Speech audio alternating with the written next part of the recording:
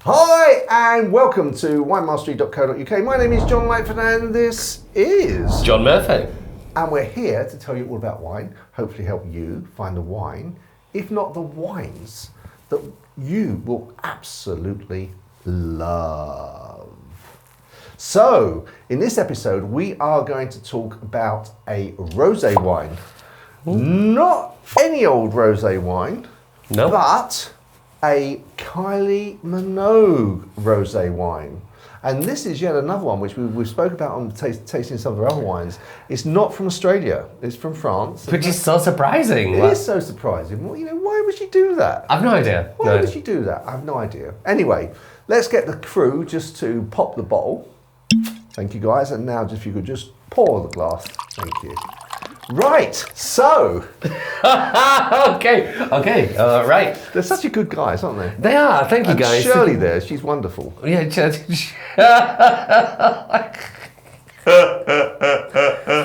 she's a good gal. She's a good gal. She's a good gal. Right. So let's have a taste.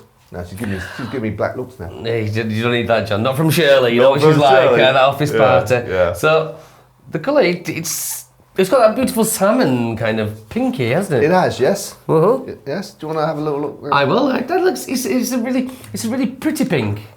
It is a pretty pink, actually. Oh. Yeah. It's not too rich. It's just nice little. Imagine when I smell it. I imagine it's going to be sort of light and delicate. Yes. Yeah. Okay. Let's have a go. Okay. The nose. It is light and delicate. It's very light and delicate. It's very difficult to pull out anything in particular, isn't it?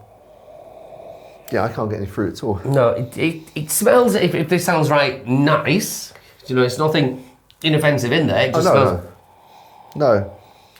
But It's just sort of like it's like a tropical edge to it. You know, sort of like a melony, because the melon isn't like a weak melony smell. Okay. When it's cut, I mean, not when it's when you're smelling the skin.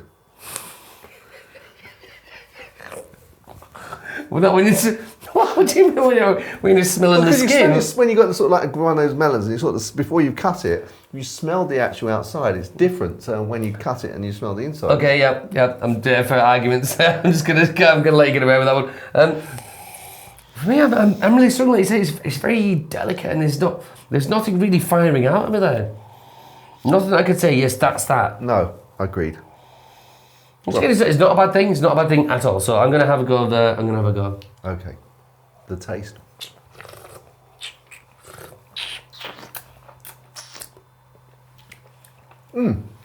It's very pleasant.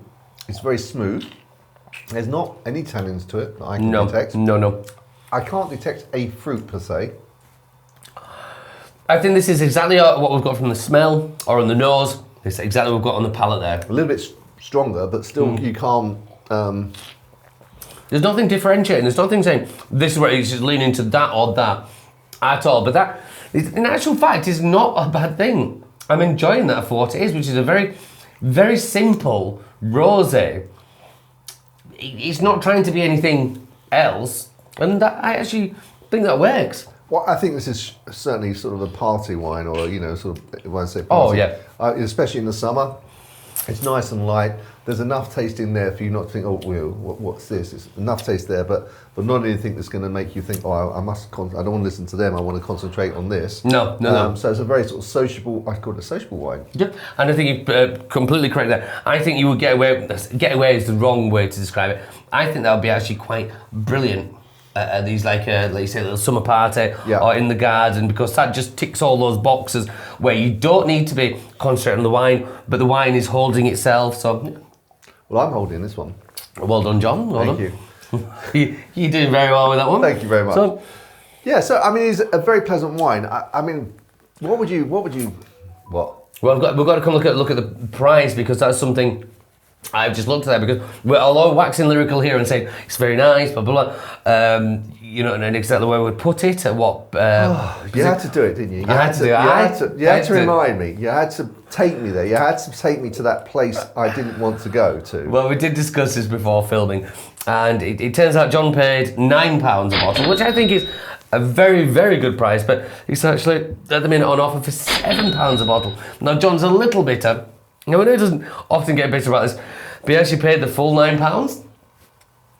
He's going to need a seat later. I mean, he's going to later on. But I can imagine the thoughts going through his head just right now for that extra £2. But even £9 that'd have been good. But £7. It'd be a wasted night's sleep now because I won't get any. So That's it on. But no, for £7, it's exactly a party wine. It's something you can share with friends. No one is going to say, "Oh, this is horrible. Can I have something else?" It's just a nice lubricant to a fantastic afternoon or evening.